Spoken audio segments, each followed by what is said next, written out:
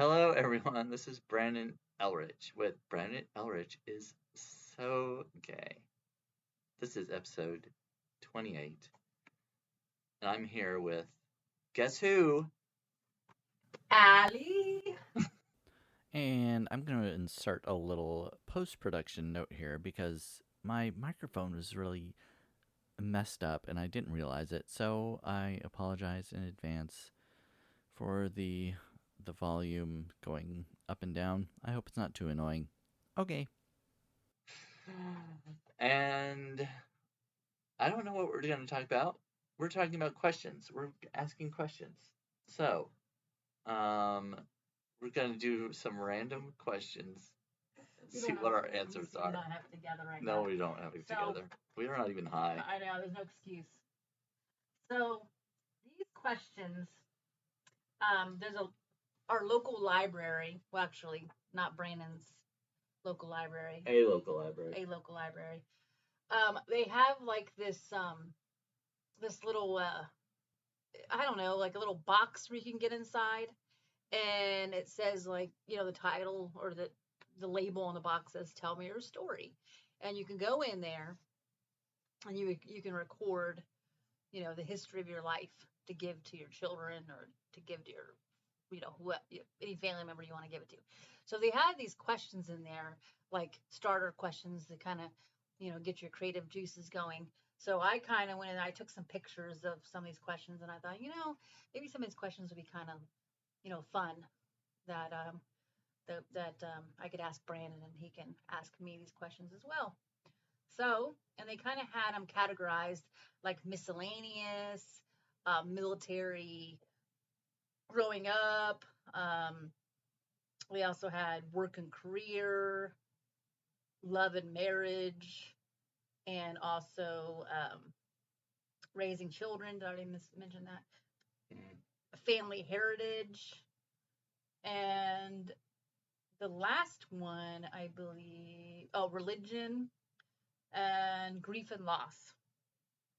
So anyway, so I figured we would just kind of randomly pick some questions and kind of just wing it. Like I feel like that's a common theme. We wing it. That is a common theme. It seems like we just do whatever. So what's the question? What's the most spontaneous thing you've done? I am not overall a spontaneous person. I do kind of I'm more of a, well, I don't know. I'm kind of I'm organized, and I like to have a plan, and I don't like the unknown. I don't like to go into situations where I don't know what's going to happen or whatever. And I know you don't always know what's going to happen, but you can have an idea and have a plan in mind, which is what I like to do. But I feel like I'm also very flexible and adaptable. I'm pretty laid back. Would you say that is true? Yes, definitely laid back. So, I don't often do spontaneous things, but I guess I've talked about being on some of the dating apps, and I would say sometimes that's spontaneous. If I see a guy and I decide that I'm gonna hook up with him or whatever, I would say that's spontaneous because I don't really know him or anything, and we just go and meet and have sex. So I feel like that's spontaneous. What about you? Well, I thought about my AmeriCorps, but I don't know if I can count that because I kind of wanted, when I was in high school, I thought about doing Peace Corps.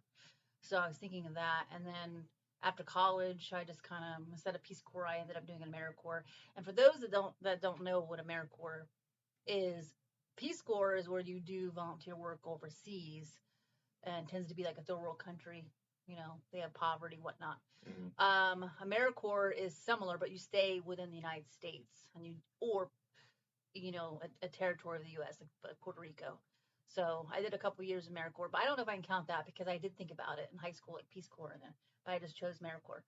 So I would say probably there's quite a few jobs in my life. I've had a lot of jobs, where I quit, and it was spur of the moment. I got very angry, and Oh I just yeah, quit.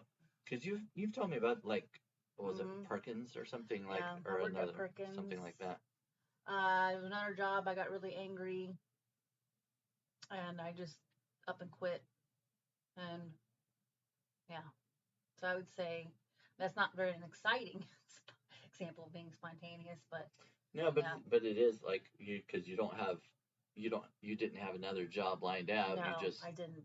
quit because you were mad at Hmm. whoever what Now, whatever. I that was in my youth. Would I do that now? No, because when you get older, you get some maturity about you. But also, you got bills to pay, and I wouldn't definitely would not do that now because you have to kind of scramble for a job. But when you're young and you do you kind of have more energy and you can rebound.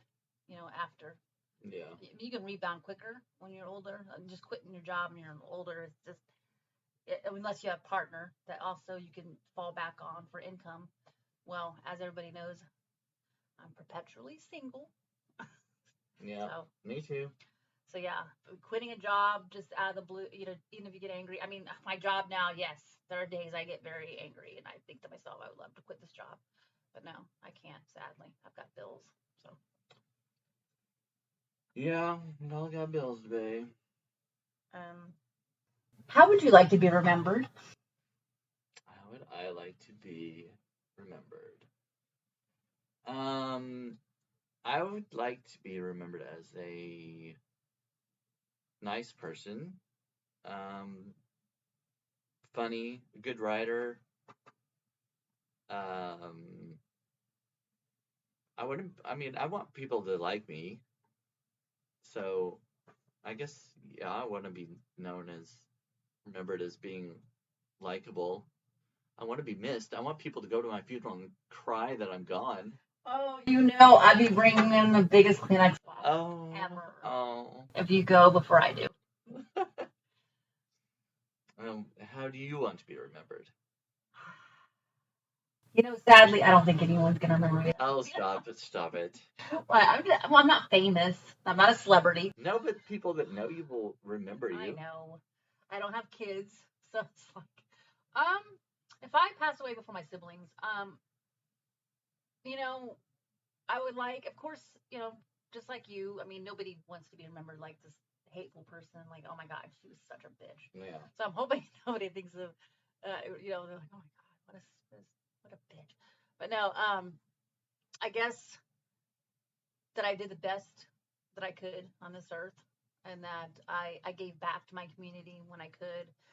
Um, Yeah, you are. you know, You do usually like donate when you go to hmm pre. Well, we went to. Okay, so last night we went to. Oh, we went to an ice cream social. That is a so. Did you have a lot of those in Ohio? Did you have that kind of thing? yes, like my elementary school, during the summertime or no springtime, like close to the when the end of the school year, the end of the school day, they had ice cream social, and a lot of churches do ice cream socials. Like, Okay, I didn't know if that was because I feel like an ice cream social is a very Midwest thing, yeah, or maybe even Southern too. I don't know, but growing up, we had a lot of ice cream socials. We had a local like youth uh, baseball, softball league. Well, not just youth, I guess, because there were adult teams too. hmm But I mean, mainly youth. There were a few adult teams. Anyway, they would do in the summertime. They would do an ice cream social, and everybody would bring because it used to be a lot of people made homemade ice cream with the big the barrel and the machine on top that would turn it around and hmm use the ice and the rock salt and hmm everything. So everybody around would all bring their ice cream makers because so many people had them back then. So they would By bring the way, them. I bought an ice cream maker on clearance and brought over Brandon's house, and we have made quite a few batches. We have Mhm. and they weren't bad. And they were They were small batches. excellent. They were 'Cause excellent. Yes. they were our own concoctions. We just kind of, Yes. I mean, we did use recipes too, but it had the magic Brandon touch, the magic Oh, Allie and Brandon yeah. touch. Yeah, at the ballpark, they would do like all kinds of different ice creams and whatever was in season. Peaches. A lot of people made homemade peach ice cream, which I don't think you really buy peach ice cream in the store. Hard, I don't see that. That was my grandma's favorite ice cream flavor, peach. She loved peach ice cream. Yeah, for some, I mean, my mom and dad have peach trees, and so they would always make peach ice cream. But we used to have strawberries, and so we'd make homemade strawberry ice cream. That one was my favorite. Homemade Are we strawberry. making the audience salivate right now? Or crave ice cream? Because We always make the audience salivate in one way or another. Whether it's maybe not from food, but our other sorts of talk. Anyway, I don't know what I went off on the ice cream social, but that was so they asked it was free. You could go and the desserts. Oh, it looked like there were so many good desserts. There was some at the church thing. There was like apple. It looked like it was apple and rhubarb or something like that. It was a mixture, some kind of cobbler or pie, and it looked really good. But I had the cake. Yeah, it was kind of like an Oreo cake. Yeah, it was the base of the cake. It looked like spice cake, which was one of my favorites. I love spice I like cake. spice cake too. And when I graduated college, That was your. I had 3 different flavors, and I like strawberry cake too. I kind of wanted something like Neapolitan, but I ended up with white cake because I knew a lot of people like white cake.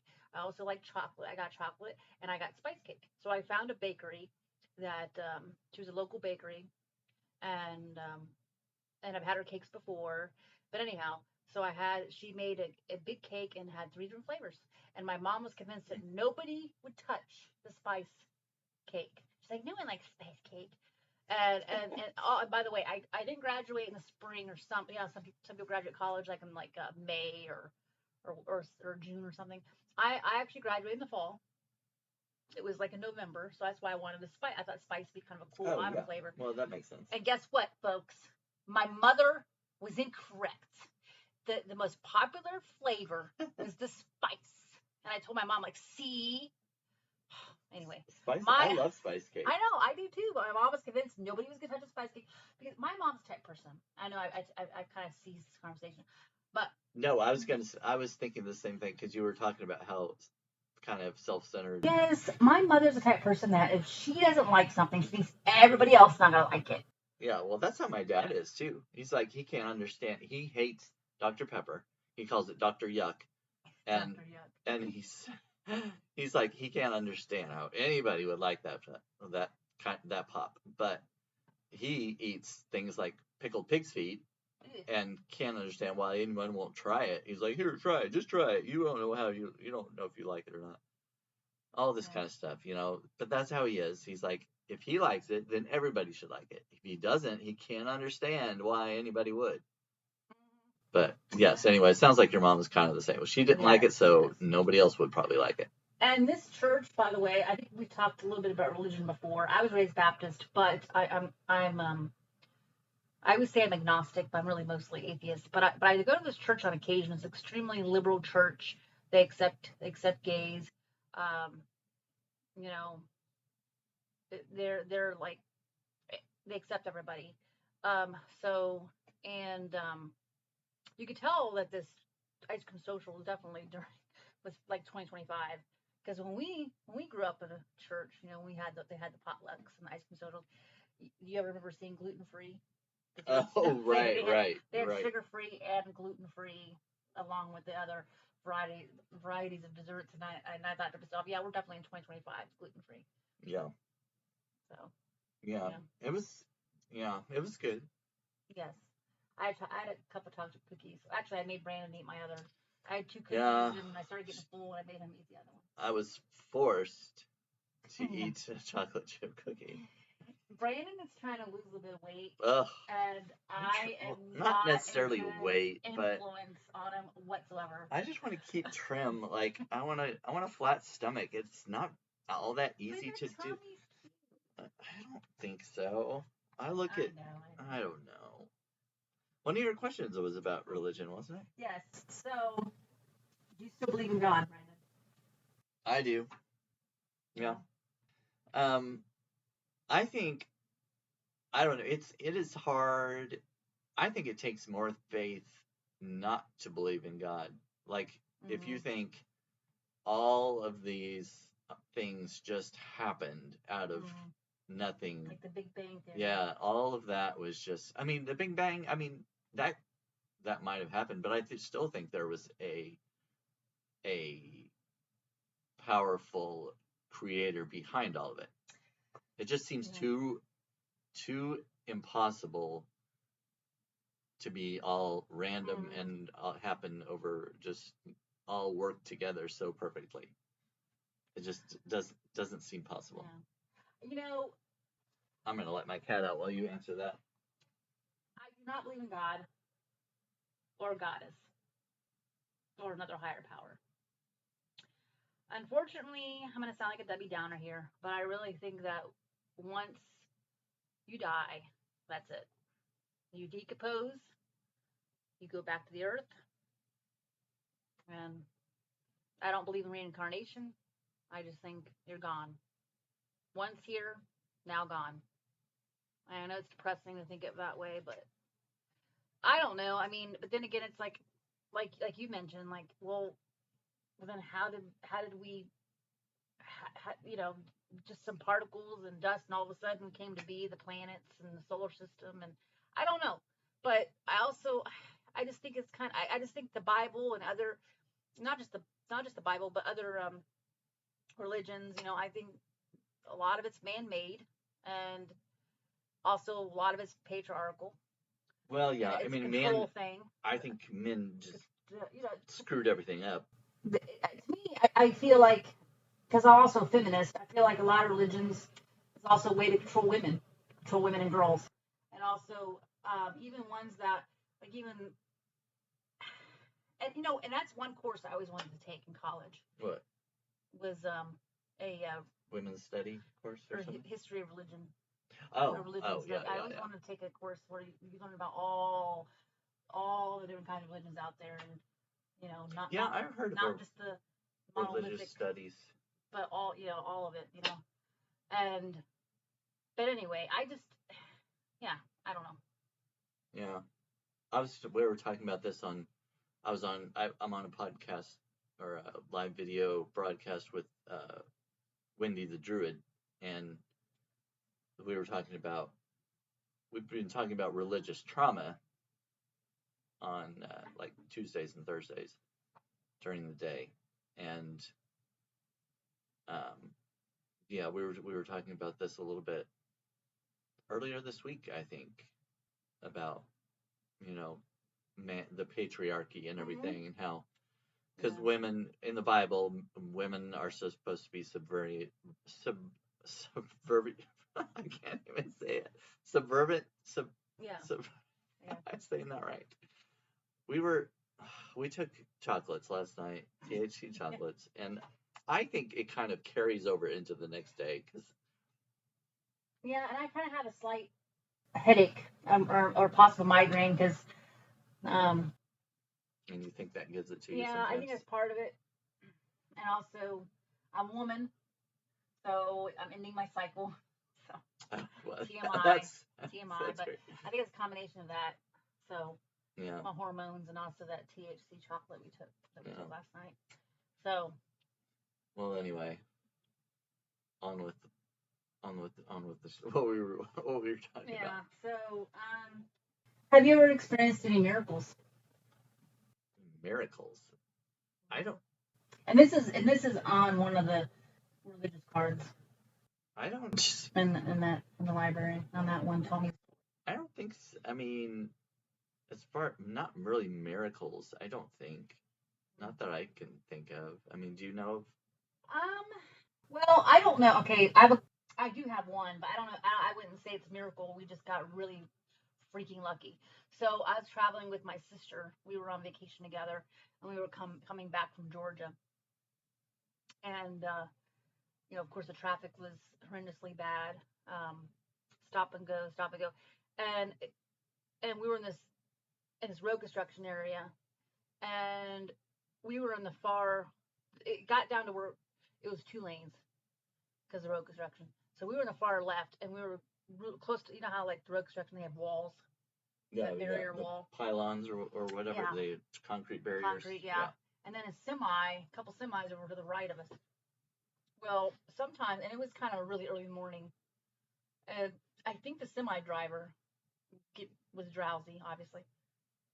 And I'm thinking what happened is he probably, and I'm assuming I know there's female semi drivers, but you know most are men still. But I feel like he probably fell asleep or dozed off, and all of a sudden, and I was driving, and all of a sudden, out of the corner of my eye, I see this semi just all of a sudden like getting really awfully close to us, coming to our lane, and I realized it was a split second. I realized, oh crap, if that semi gets our lane, hits us, we have nowhere to go.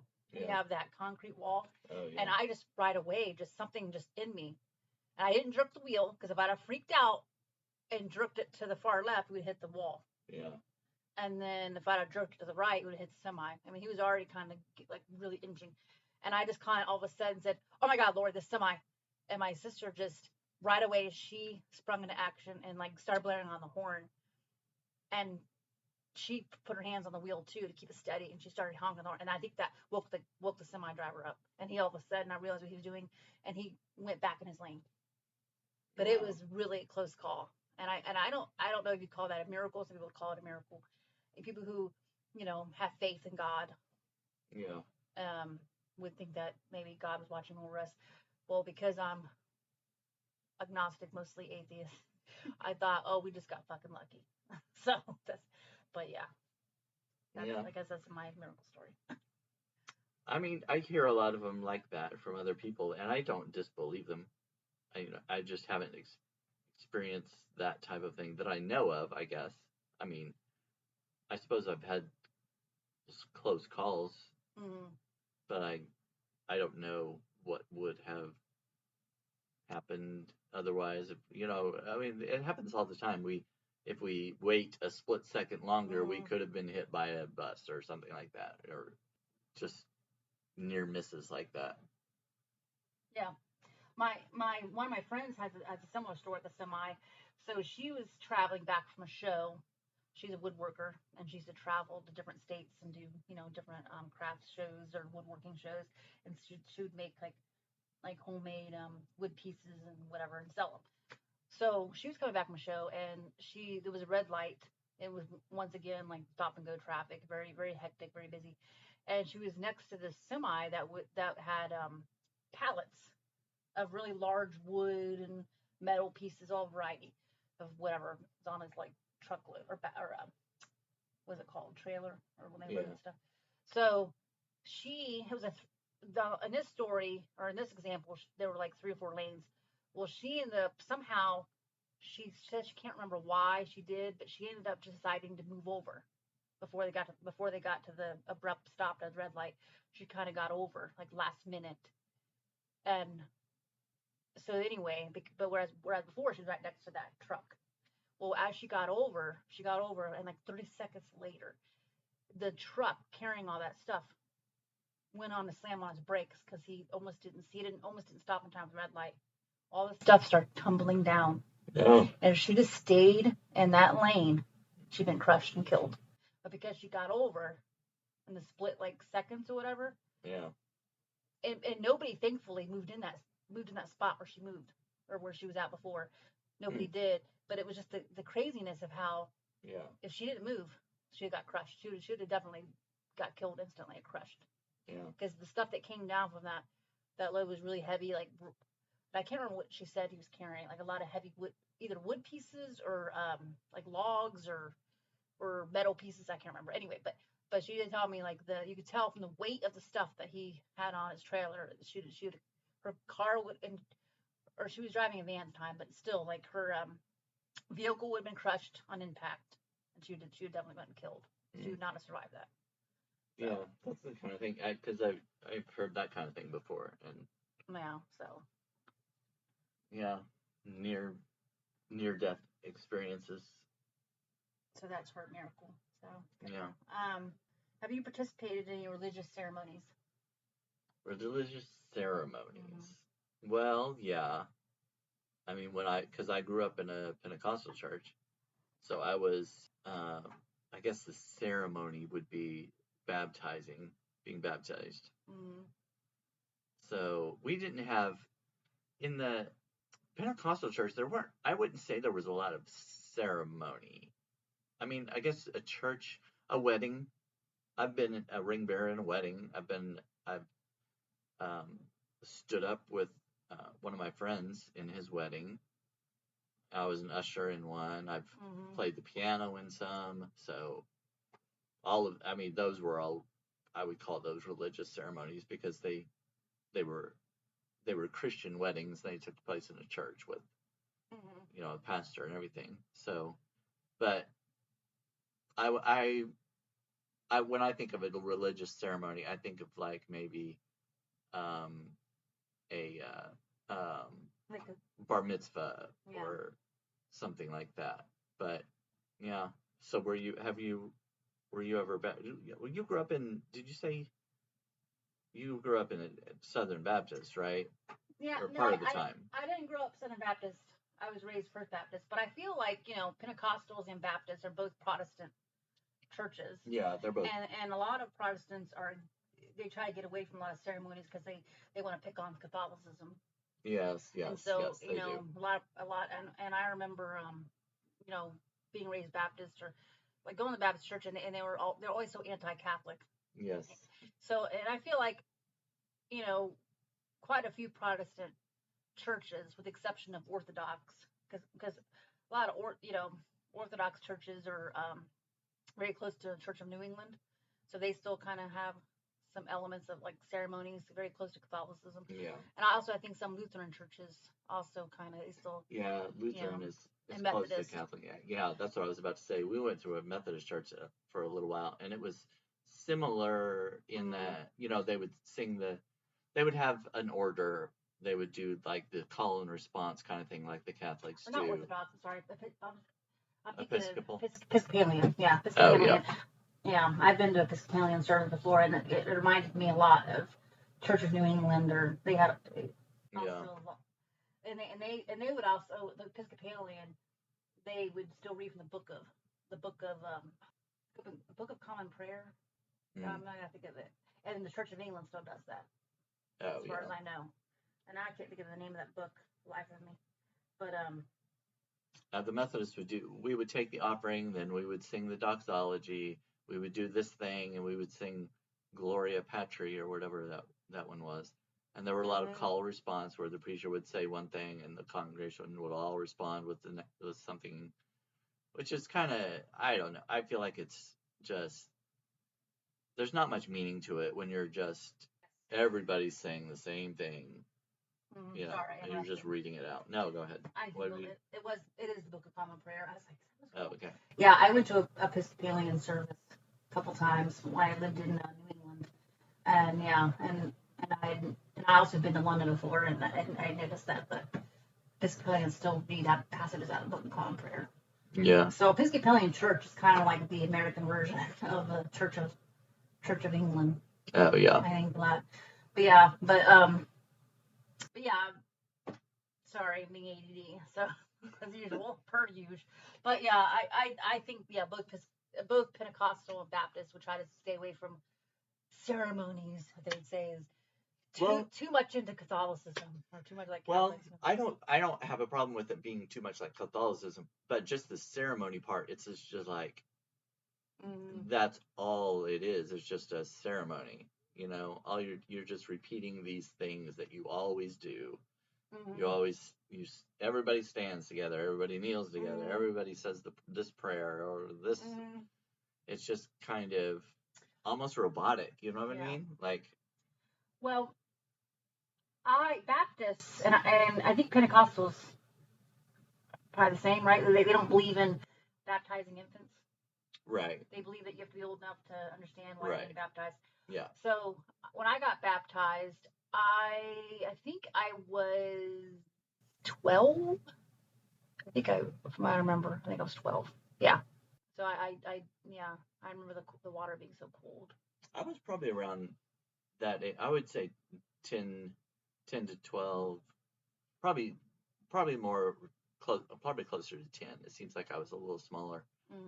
But I don't remember. So we got baptized in my grandpa's pond Okay. because we didn't have it was a very small Pentecostal church, and they didn't have like nowadays you go to these big Baptist churches and they have their own a little bathtub Yes. kind of thing where That's they baptize you inside the church yes. and everything. I got baptized We inside did the not. church. We did Right in not have front, right in anything. front of people that were watching it, like on the Yes, pews. yes. And A lot of them have the baptismal up on the stage behind the pulpit or whatever, and they do it there where everybody watches and everything. But we didn't have all that kind of stuff because it was a very country old church, and they didn't have that kind of thing indoor inside the church. So we all on one. I don't even remember what. It must have probably been on a Saturday or something like that. But everybody in the church gathered at my grandpa's pond, and there were a bunch of kids, mostly kids. I mean, teenage, young, preteen to through teenage, whoever, and they all got baptized that day. Yeah. So they didn't do it like somebody was saved and then they took them somewhere and got baptized. It was just like, well, we're gonna wait till we all get together at the pond to do it. You know what I mean? I remember I got baptized with two preteens, teenagers. I don't remember. I don't think there were any other adults that got baptized. It was just preteens and teens.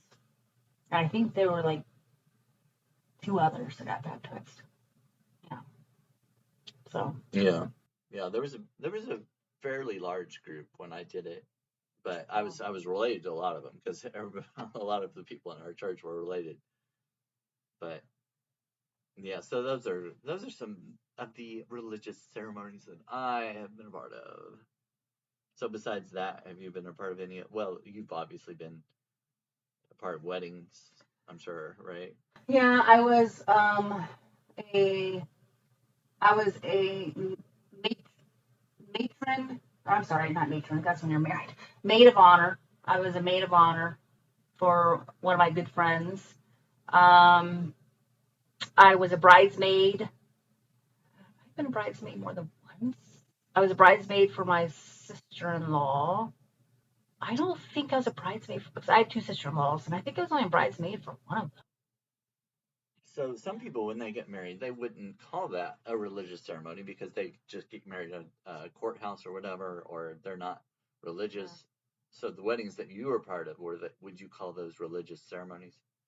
Well, my one sister-in-law, um, she was Catholic, so she actually had a Catholic wedding. Okay, so I would say that's definitely like a religious. I was one of her bridesmaids. Of course, my mother did not really particularly like my brother marrying Catholic, but of course she accepted it, whatever. And my other sister-in-law was also raised Catholic, but she really doesn't.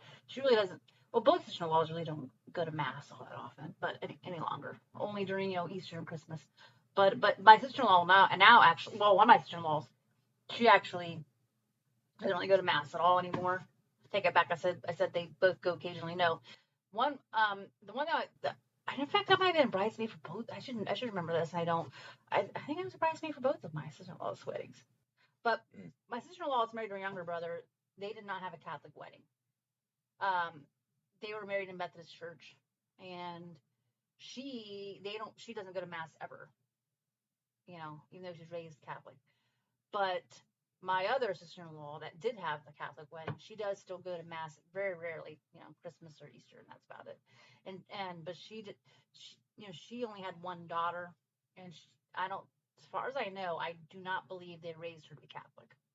So, but anyway, but yeah, I really have not participated in that many church ceremonies, at all. Well, except for the whole communion, that counts as a ceremony. Oh, yeah, I guess that's true. They had their communion. Yeah, we would have, the Baptists had it.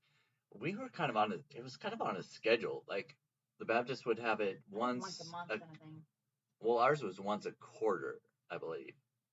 Like every 3 months. No, the Baptist. Okay. The Pentecostal, we didn't do it that often. I don't know if they had some kind of schedule or if they just did it whenever they felt like it. I really don't remember. I don't remember the Baptist church I was raised in. I actually do not remember if it was once a month or not. It might have been once every 2 months. But I do. So going along with how Baptists, a lot of other Protestant churches, try to get away from any kind of Catholicism, where they don't use real wine, like they use grape juice. Well, the other thing is they don't instead of bread. They don't think drinking is right. Yeah. So they wouldn't want to use wine for that reason too. Yeah. So the First Baptist Church that I went to as a kid, so instead of wine, it was grape juice. Instead of torn off pieces of bread, it was crackers. So, and this day, when I'm offered, when I have a friend that she drinks grape juice, not white grape juice, but like grape. Mm-hmm. And Kate, sometimes I go visit her, and she doesn't drink soda. She doesn't drink coffee. She very rarely drinks tea, only when she's sick, like hot tea. So she really just drinks grape juice and water. She doesn't even really consume milk or almond milk or anything. So anyway, when I go to her house, like she'll offer me a drink, and she's got water for grape juice. And I'll say, "Oh, I'll have a small glass of grape juice." And to this day, when I drink grape juice, I instantly I'm time warped back to a child in church drinking the body and the blood, drinking that little tiny little cup. And it was never considered communion. It was like a little tiny, little small little, what are those? Not a shot glass, but I guess. Now I know what you're talking about. Yeah, the little plastic cups. You drink that little grape juice and. So. That was the difference between the Methodists. We did, like, they had one large goblet, and it was a small church, but it was a large goblet, and they had an actual loaf of bread, and they passed. We went up there and knelt on the front altar, all of it, a big line, and they would go along, and we'd break off a piece of bread and dip it in the wine, and eat it. Yeah, what's interesting is you're raised in all kinds of churches. Pentecostal, Baptist, Methodist. Yeah, I know. Yeah, because it's kind of like your parents could decide what the hell they wanted. Well, we started off in the Pentecostal church because that's where my mom was raised. That's the very church that she was raised in. Her grandfather and everything. So we went there, but it was kind of a long drive, and so then we started going to where my dad was raised, which was a Methodist church. And Methodist church is completely opposite, almost, of Pentecostal. Because Pentecostals, they sing a lot. They're very free, speaking in tongues, yes, and all that. It's very. They don't have a schedule. They don't do any kind of ceremony type things really, except for the communion. But then we go to the Methodist church, completely opposite. They have a set number of songs. They have you sing this, and then you do this, and you do this, and it was very methodical. I guess Methodist methodical would make sense, but yeah. So it was totally opposite. And then we started going to a Baptist church, and that was kind of in between the two. I feel like because Baptist did have. Yeah, I have lots of. I don't know what that is. I'm touching Brandon right now. I have a little bump on my leg that's like I think it's like a skin tag or something like that. Or I don't know. I don't know what it is. It's been there forever, and it hasn't changed, so I'm not worried about it. I got a sign. Anyway, the Baptist church, as I was saying, I felt like it was kind of in the middle because they did have a program. They would sing a set number of songs. Okay. But they didn't do like the call and response kind of things or things like that. So, yeah, I would say it was kind of in between those two. Yeah. But anyway. How has your faith evolved over time? Well, I lost my faith, so. Well, I guess it evolved in some way, or was that devolve? I don't know. I don't know how that would be. Well, mine. Well, I was taught that homosexuality was wrong, and obviously that went out the window. But I read this book called The Ragamuffin Gospel, and basically it was this guy saying how God accepts us as we are, and God loves us, and kind of that was the main kind of theme. And that's what kind of got me to be like, you know what? God made me the way I am, and I'm not going to try to keep fighting it, trying to be straight or quote unquote normal, marry a woman and have kids and have a happy, normal family. So that's kind of at the point where I was able to kind of reconcile what I had learned in church and what I am, I guess, basically. A lot of listeners are probably wondering, okay, so if Allie has lost her faith and she's agnostic, well, more atheist, so why does she go to this church on occasion, this liberal church that accepts everybody? Okay, so since I was raised Baptist, I do miss the community feel of a church. Like, Yeah. I miss the togetherness. I like the idea of church where you have like-minded people that get along, and they have potlucks. I love food. I love ice cream. Yes. Desserts. And where also I like how churches volunteer, like community organizations, like will donate. They get together and you donate clothes and shoes and blankets and scarves and gloves during the wintertime. That's something I was talking. And you don't, I was talking to somebody else about the other day. They were saying that churches, they seem to, a lot of churches kind of spend their energy fighting things that they really don't need to fight, and they should be focused on the things that, like you were saying, like helping the needy and the poor and and feeding the hungry, that kind of thing. Now, I will say this. I don't like, because I think we talked about this before in one of your podcasts, missionaries. So now there are churches, the ultra-conservative ones, that do, when they do volunteer their time, or they donate clothes or donate food to local shelters, or they go to other countries and they do mission work. Now, their motivation is because, as Christians, like they believe that you have to spread the word of God. You have to, save these souls, these people that are still, doing behaviors that are sinful. So you have to go out there and try to save them. But see, I'm against that, because now the Baptist church I was raised, they were all for that. They were all for mission work, trying to save as many souls as possible. But even though I like volunteering my time and donating food and clothing, and during the Christmas season I would buy toys for for children where their parents are in prison, or foster children out there. I still do that, but I don't. But with this church being liberal, they're not all about trying to convert you to their beliefs, to our beliefs. They're not trying to throw their religious views on others. Where some conservative churches, or they want you to believe what they believe. There's no way around it. Whereas with certain liberal churches, like this church that we went to last night, they do some sort of mission work as well, but they in community work, but they don't think that you have, like if they donate clothes to this particular person that's a homeless shelter, they don't say to that person like, oh, you have to believe what we believe before we give you these clothes and food.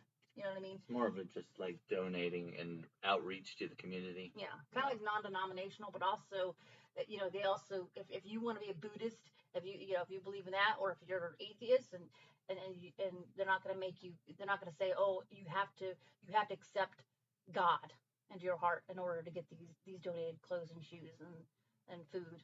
And you said there are queer families that go there. Yes. Yeah. And they've even had gay weddings. Okay. So. And they're United.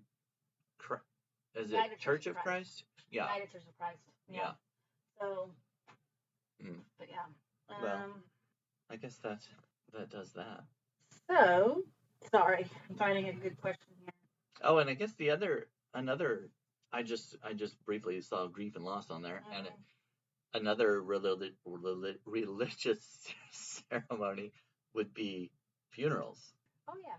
Because at least all the ones that I've been to, I would call those religious ceremonies because they recite Bible verses. It's usually though I walk through the valley of the shadow of death, Psalm 23 or whatever it is, and they usually sing hymns and stuff like that. And so I would say that's kind of a religious ceremony. I mean, it doesn't have to be, but the ones that I've been to, because most of my family grew up in religious in churches and things, they definitely incorporate religion as part of the saying goodbye. So now we're gonna go with a boring question. Oh boy, boring. I know. So this is on one of the categories of work and career. So, do you plan on retiring? If so, when and how do you feel about it? Now, for you, right now, you don't really have a traditional, type of work and career because it's more, it's kind of flexible, where you do podcasts. Yeah, and that's the reason I don't think I can retire. Yeah. Because I don't really have any Social Security to speak of. I mean, I guess there's some, but the other thing is, I don't really feel like I need to retire. I'm not gonna. With some jobs, you get tired of it, or you can't work anymore because of physical limitations. I'm not gonna have that. I'm a writer. I can keep writing until I'm 102. Well, the articles you've written for some online websites, they take out Medicare taxes, Social Security taxes. Right? Well, so you might have some Social Security. I might have some. Well, a lot of them though, I'm self-employed, and so that doesn't. They don't take out. They just give me the. I don't have. 1099. What is it for self-employment? 1099. But don't you have to kind of set aside some for Social Security taxes on your own on the 1099? I've never been I'd have to look at it. Yeah. Well, but you've had other jobs in the past, right? I will have jobs where you didn't have to do that 1099. They just gave you the W-2. Your employer took out the yeah. Well, plus, I mean, now it seems like they're getting rid of. A lot of people say we're not even going to have Social Security. Well, yeah, Social Security definitely is losing money. Like I think it was the last press release. It was like it's on the www.ssa.gov, but the latest press release. But I think it was in 2000. I can't remember the year, but when we're retirement age, which by the way, most people our age, even babies that are born now, the retirement age is 67. They have not raised that yet, and I think actually France.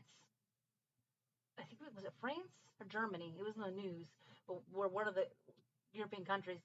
I think it might have been France. Anyway, they're going to raise the retirement age to like 68, or I can't remember what it was now. But I actually kind of see the USA doing that down the road.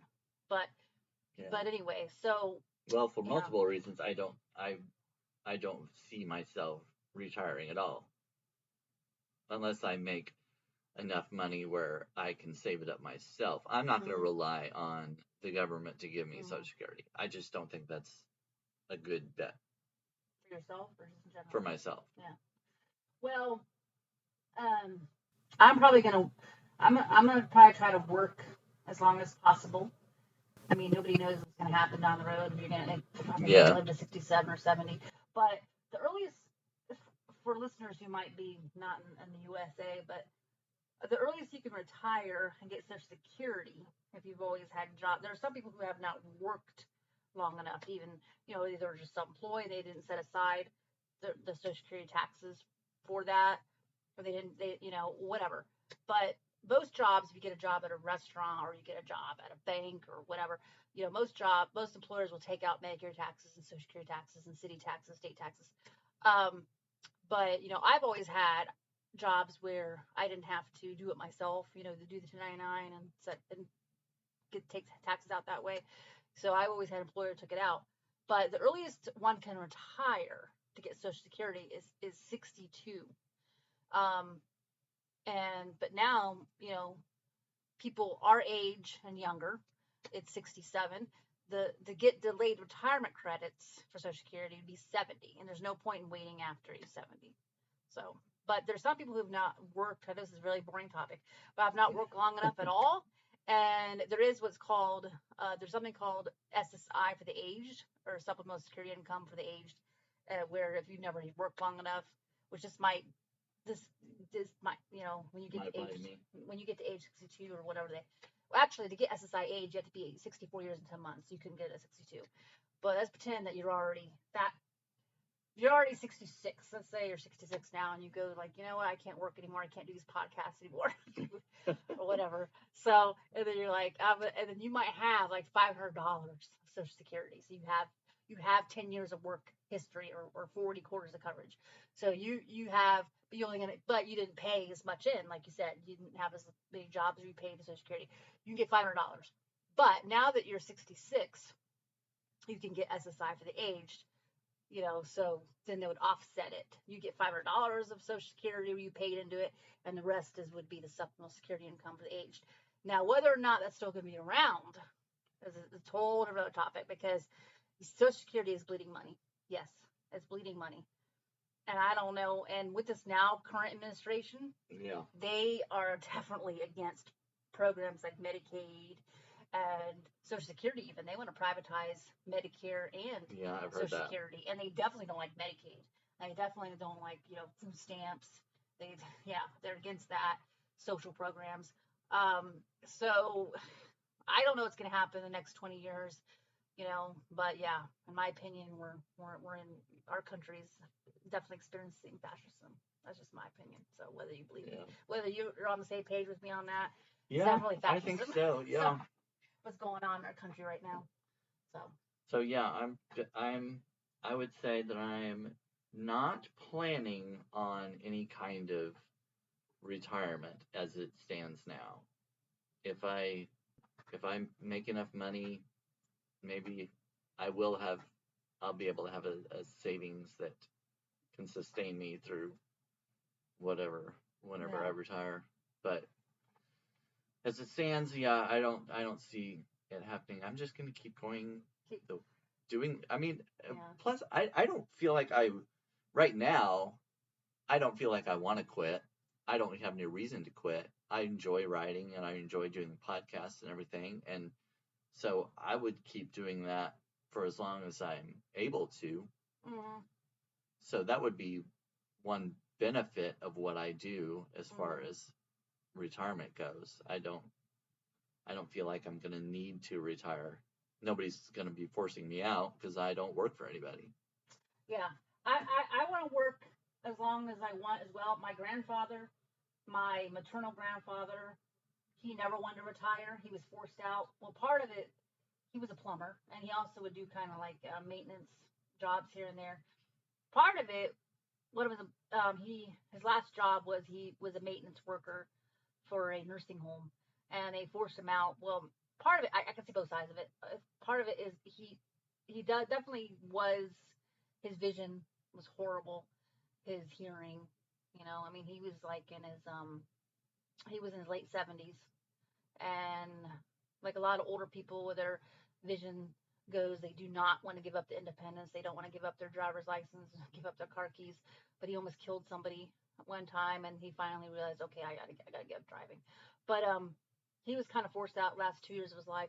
But he did not want to retire, and I think, and it was kind of sad because I felt like his health did decline the last couple of years of his life when he was forced out of work, and I feel like work kind of gave him a purpose and kind of that's longevity. That's what Zach's being all cute. He's so cute when he sleeps. Anyway, no, that's kind of how my grandpa was too. He worked for as long as he was physically able to, and I think that actually helped him live longer. He lived till he was 102, and he was still, that's impressive. Yeah, and he was still doing like farm work and wood. He did a lot of woodworking and stuff, and he was doing that up into his 90s, and he eventually he just couldn't physically move around as much anymore, and had to go into a veterans home because he had been in the army. But yeah, so I think that's another thing. Working for me, not retiring would be a benefit, or well, anybody. I think if you have something that keeps your mind working, because like writing, I've got to keep my mind looking, thinking of ideas. And, yes. And I think that'll help me. Yeah. Not delve down into dementia.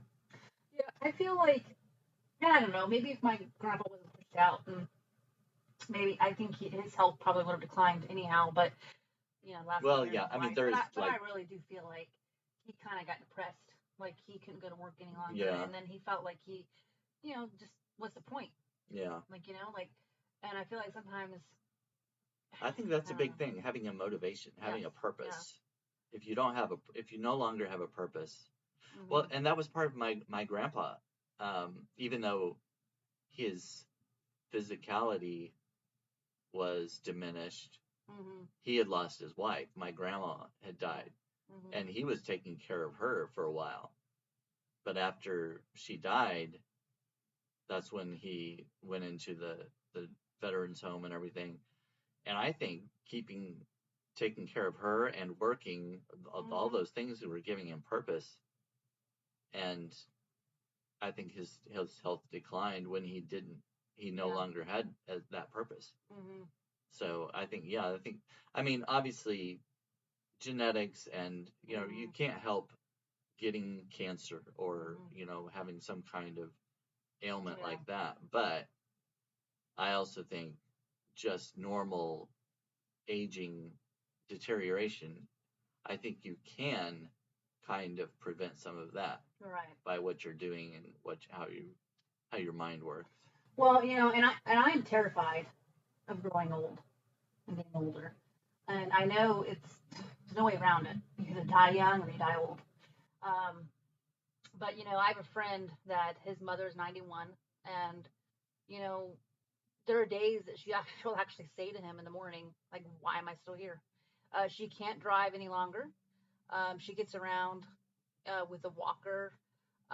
She has broken her hip, broken her shoulder, had both her knees replaced. Been in and out of the hospital for falling and things. She's almost died of a UTI a couple times.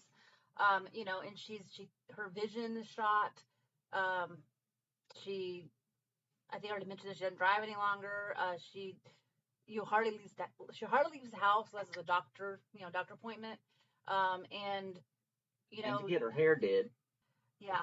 Well, she used to wear a wig because she experienced women experience hair loss too, and I can't think of the name of it for female hair loss. Anyway, but yeah, she was wearing a wig for a long time, but now she's 91, and I think in the past 10 years she's given up on wearing a wig. So now she just kind of she hardly has any hair left. But she does what she has. Yeah, so she does occasionally go to a hair salon still and get it trimmed up a little bit, but yeah, and she can't even take a regular bath or shower any longer. Like, she has a lady comes over once a week to bathe her, and so I think of that, and I'm like, and I can see why she kind of wakes up in the morning. I'm like, oh, I'm still here. Like, I haven't died in my sleep. And I think it's everybody's hope is to go that way, to leave this world where you just die in your sleep, So, but yeah, I think to myself, like, first off, I don't think I'm gonna live to 91. I know I'm a Debbie Downer, but I just don't think I'm gonna live to 91. And the reason, because my paternal grandparents and my maternal grandparents, they both all only made it to their 80s. Okay. Yeah. So both my parents are still here, but still, I kind of look at my family tree, and I'm like, okay, none of my grandparents made it past 89. But yeah, so far my parents are still here. They're in their 70s, but yeah. So, but anyway, I'm terrified of growing old, because it's like, if you get to the point where you can't work any longer, and you can't drive any longer, and you're just going around in a wheelchair or a walker. And what's your thoughts on growing older? Brandon, do you have any positive thoughts? I plan on living till at least 100, because Well, your okay, relative so is 102. Okay, that was your what, grandpa? You said? I know. See, okay, That was my your uncle, grandpa. I'm sorry. I have my great uncle died in his 90s. My grandpa died at 102. Yeah, see, Brandon's got I the have great genetics I there. I have another grandpa who's still alive, and he's in his 90s. So Well, I plan okay. on Let me ask you I this. plan on going. Yes, you want to plan on going, but what? Like you mentioned earlier, you said dementia. See? No, they were good up until Okay, so they were they still close had to. their. Oh Okay, yeah, good. yeah. That's You good. know, my grandpa, even right before he died, he had lost very little of his mental capacity at all. I mean, he could tell you stories from in his Yeah. childhood. He knew everything that was going on. He was with it. I mean, Yeah. and he still had some humor and wit. You know, he would joke with people that would come in and stuff. Mhm. Now, I mean, at the very end, he was getting tired, and he said, "You know, being 100, being 100 is not what it's cracked up to be." Yeah. So, I mean, he was feeling it at the end. He was like tired, but Tired of living. He's like, I'm ready. but I'm ready to go. he still, you know, he still had his mental facilities, and Mhm. you know, he was doing pretty well. And my grandpa now is still, he's in his 90s, and he's getting around on his own. He lives by himself. He's not even in a nursing home or anything. Nice. Yeah. Now his kids go over and Yeah. they take turns. They bring him food and they take him to his appointments and everything, so he doesn't have to drive everywhere. He Mhm. still drives occasionally, but What? Oh my god. oh yeah, he's Wow. yeah, but not as much as he used to. But yeah, it's that's what I want. I want to be like that, Mhm. where I'm like one of my grandpas. And Yeah. Well, and going back to why I'm terrified of becoming elderly. So I don't have children. We've talked about this before. Well, and I'm not saying every adult child out there takes care of their ailing parents, but you know, we don't have kids, so we're old. yeah, we don't have Yeah. anybody to take care of So, us. and I highly doubt my nieces and my nephew will take care of me when I'm older. I could be wrong, but I'm not super close to them. Yes, I see them. You know, I live in a different state, and I see them like on occasion, not even every year. So, you know, I don't really have faith in any of my nephew and my nieces taking care of me when I'm old and gray. So, but I do know of cases where just because you have adult children, okay, like my friend that his mother's 91, he does take care of her, but he has a sister that she has disowned the family. She no longer at all talks to him, and she no longer talks to the mother. They had a falling out. So, but I know of other cases of adult children out there that they no longer talk to one of their parents or both parents, or maybe they never knew their parents and they were like foster kids and whatnot. But anyway, but that part terrifies me. The fact that I've never had children, so I don't even have that possibility of having any adult children taking care of me. I mean, I guess I could always adopt right now, but adopt a kid. But I don't want to adopt a child just like, oh my, I'm going to adopt this kid because I want a future caretaker. You know what I mean? Like, Yeah. you Well, know. yeah, that's. I was thinking, like, maybe you need to uh, send your nieces and nephews more money off in there or something. Well, yeah, yeah. So this, because I'm a Debbie Downer, I see my future where if I even live to my 80s or 90s, I'm gonna be sitting there in some nursing home waiting for death. And I'm not gonna have any visitors. That's my future. That's the most depressing Well, that sounds future ever. absolutely wonderful. Yes, I know. Well, on that note, we're at an hour, so I guess we can start wrapping this up since we've talked about. We need to wrap up with something positive because that was just so dreary. Well, that's true. So let's look at what I mean, real quick. I guess it is kind of appropriate, ending in death. Yeah. Anyway. You can't think of something positive. Tell me about your first car. Here we go. This is totally boy. totally off topic. Going from death to a car, although you could die in a car crash. So I guess. Well, I thought we weren't going. I know. You keep turning it around to No, negative. No, I've gone down this dark rabbit hole. Get me out of it. Dig me out of it. Pull me out of it. My first car was a 79 Ford Fairmont. It was a 4-door white car that had no power steering, no power locks or windows, no power, basically. I mean, it didn't have much get up and go at all. And no air conditioner. It had a vent. You could turn on a vent to have the air from the outside blowing in. And in the winter, you turn on the heater, you would have to drive. It would start heating up when you got to your destination. So it was like, have you ever driven a car with no power steering? No. Yeah, you have to like turn it like a boat wheel. I mean, it's like, because nowadays with power steering, you just go like this and the car turns. Just little tiny bit. With no power steering, you're like. I don't think I have the strength. Well, you would build up your muscles if you had to drive it. And by the way, did we talk about cars before? I feel like I talked. Maybe we did, because it feels like I have mentioned my little Ford Fairmont before. Maybe. Well, we're ending it with that anyway, Well, because that's positive. What was yours? My first car was kind of like in the family. My mother owned it first, and then she gave it to my sister. My sister owned it. Oh yes. And then I ended up getting it. I named her Stella. Stella. And like from the streetcar named Desire with when he was good looking. Marlon Brando. When he was thin and handsome. Yeah. Now I haven't seen a lot of classic movies, but I have seen that one. Yeah, and he yells at Stella. But and it was a maroon, a '94 Chevy Corsica. You're always with the maroon. I like red. I like red and purple. My favorite color. Change it up. Get a yellow. By the way, I've always owned all red cars. No, your next one, get a. I did at one time want a yellow. Remember the movie Herbie? Oh yes. I always wanted like a yellow Volkswagen Beetle. I did. Yes.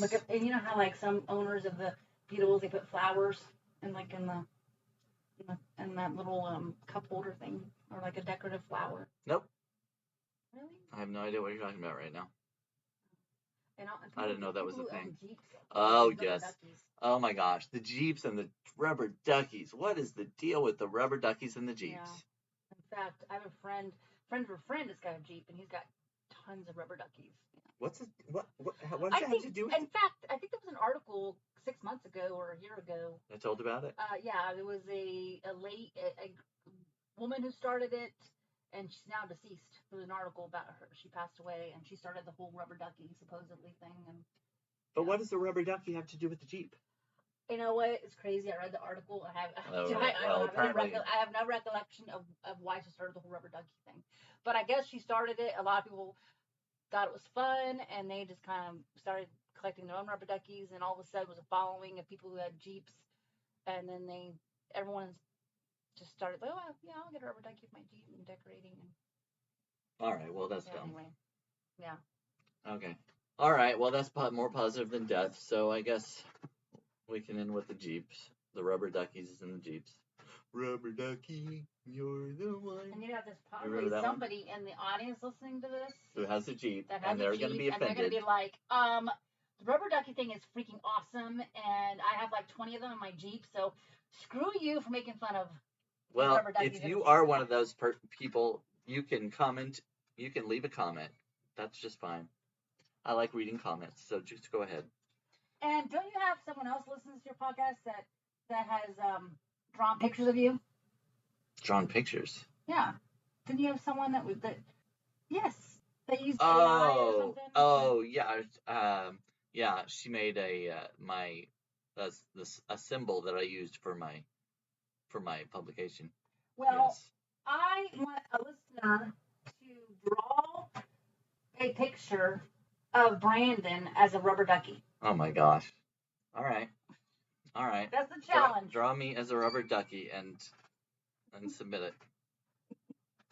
Thank you for that challenge. And then Brandon will vote. On what?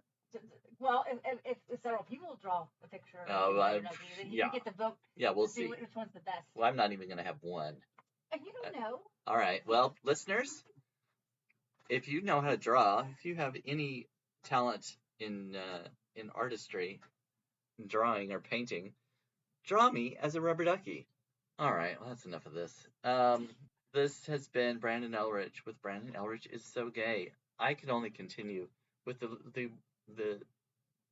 generous support of my paid subscribers. So please go to my Substack and become a paid subscriber. Yes, please subscribe because he's not gonna have much Social Security. Yeah, that's right. Speaking of which, why don't you go on Substack and subscribe? I guess I could. I'm not a subscriber yet. Yeah. Can it's you been believe sad. that? I'm friends with them, but I'm not a subscriber What a yet. friend she is. All right, well, I guess that's all. Do you want to say goodbye before we go? Bye, y'all. I don't know why I'm sounding southern now. Bye, Yeah, y'all. we're not in the South. Bye. Oh, and before we go, say goodbye, Zach.